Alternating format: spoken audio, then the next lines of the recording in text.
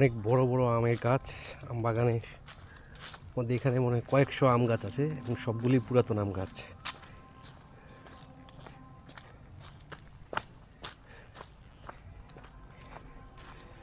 এই আম গাছটার বয়স নাকি 50 বছরের উপরে জিজ্ঞেস করছিলাম।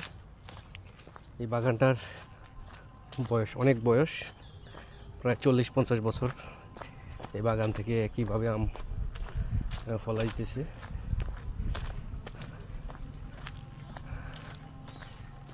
একবার রোপণ করার পরে সবসময় এখন এখান থেকে তারা আম পাচ্ছে।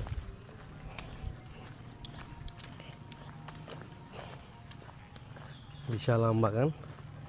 আম বাগানের মাঝখানে আবার এই যে ছোট্ট একটা পুকুর, পুকুর পাড়ে তাল গাছ এক পায়ে দাঁড়িয়ে।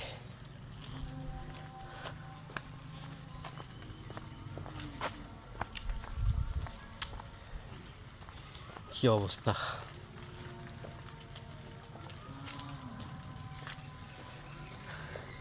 আপনি যখন বাগান দিয়ে হাঁটবেন কোথাও না কোথাও আপনাকে থামতে হবে, তা না হলে আমের সাথে বাড়ি খেয়ে মাথা ফেটে যেতে পারে। তাই আম বাগানে হাঁটার সময় একটু সাবধানেই হাঁটতে হবে। দেখুন, এগুলোতে একদম ছোট ছোট বাচ্চারাও কিন্তু আমগুলো পাড়তে পারবে।